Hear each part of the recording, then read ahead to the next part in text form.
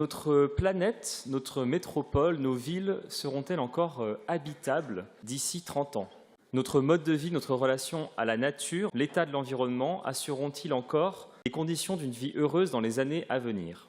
C'est à cette question assez vertigineuse auquel nous sommes aujourd'hui confrontés. Les climatologues, depuis des années, nous proposent des éléments d'analyse. Seulement aujourd'hui, nous savons tous et toutes que ce n'est pas simplement à coup de sigles techno qu'on va arriver à embarquer la société dans un changement de civilisation. Nous devons passer d'un monde où on dégrade et on domine systématiquement l'environnement et ce qui nous entoure, à un monde où c'est la recherche d'une autonomie collective et du juste besoin qui va être la recette du bonheur. Donc les sciences du climat s'étoffent et nous, aujourd'hui, avec ce plan climat à Nantes Métropole, nous amenons une petite pierre à cet édifice de travail scientifique et d'action publique. Le premier élément important, c'est un plan climat populaire qui se préoccupe d'abord de la vie des gens, de ce que nous appelons les modes de vie et sur lesquels nous travaillons depuis de nombreuses années.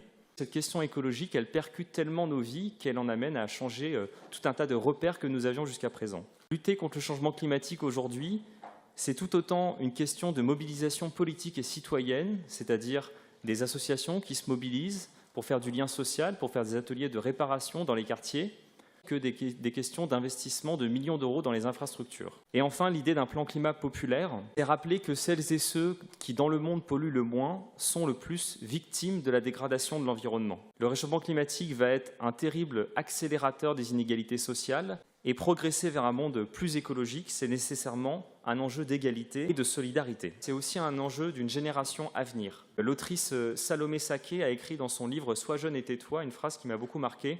Une personne née dans les années 2020 va subir 7 fois plus de vagues de chaleur au cours de sa vie qu'une personne née dans les années 1960. Ça veut dire que ce climat qui change, il accompagne une génération entière d'habitants et d'habitantes, et ça va faire partie intégrante de leur vie.